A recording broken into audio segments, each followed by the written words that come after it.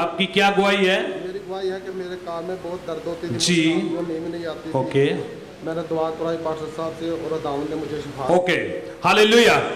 भाई के कान में अरसा दराज से पेन थी और पेन की वजह से ये सारी सारी रात सो नहीं सकता था, लेकिन खुदावंद खुदा जो जिंदा खुदा है, जब ये उसके चरणों में आया, ये उसकी कलीसिया में आया, खुदा के घर में आया, तो सारी कलीसिया ने और पास्टर साहब ने जब इसके लिए दुआ की तो इसके कान की दर्द किसके नाम में? यीशु नाम में। सब बोले किसके नाम में? यीशु नाम में। किसके नाम में?